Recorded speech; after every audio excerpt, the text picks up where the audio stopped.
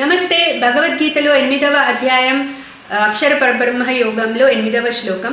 అభ్యాస యోగ యుక్తేన చేతసా నాన్యగామినా పరమం పురుషం దివ్యం యాతి పార్థాను చింతయన్. సో భగవానుడు ముందు శ్లోకంలో చెప్పారు కదా, నీ మైండ్ ని ఇంటెలెక్ట్ ని నాకు అర్పించు అని. సరే, కర్మయోగం చెయ్యి, ఉపాసన చెయ్యి, అవి రెండు కాకుండా ఇంకా ఏమన్నారు? నీ మైండ్ ని ఇంటెలెక్ట్ ని నాకు అర్పించు అని చెప్పారు. మా అది మయ్యర్పిత మనోబుద్ధి అని చెప్పారు కదా. సో దానికి అది ఎట్లా చేయాలో ఈ శ్లోకంలో చెప్తున్నారు.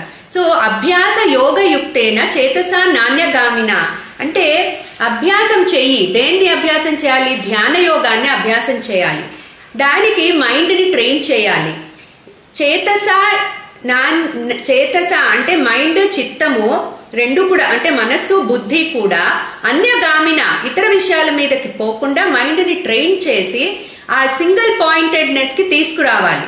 సో ఆ పాయింట్ అది ఎట్లా ప్రాక్టీస్ చేయి. అభ్యాస యోగ యుక్తేన చేతసా నాన్యగామిన పరమం పురుషం దివ్యం యాతి పార్థ అనుచింతయన్.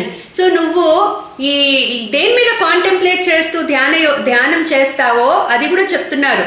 పరమం పురుషం అంటే ఆ పరమాత్మ ఎవరైతే ఉన్నారో, మన గోల్ ఏదైతే ఉందో ఆ గోల్ మీద కాంటెంప్లేట్ చేస్తూ నీ మైండ్ని ట్రైన్ చేస్తూ అభ్యాసం చేయి. ధ్యాన యోగాన్ని అభ్యాసం చేయి, మెడిటేషన్ చేయి.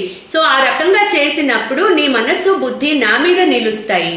సో అట్లా నువ్వు కర్మయోగాన్ని ఆచరిస్తూ ఉపాసన చేస్తూ నీ మనస్సుని బుద్ధిని నా మీద నిలిపితే నువ్వు నా దగ్గరికి వస్తావు అని భగవానుడు ఇక్కడ చక్కటి ఉపాయం ఇచ్చారు.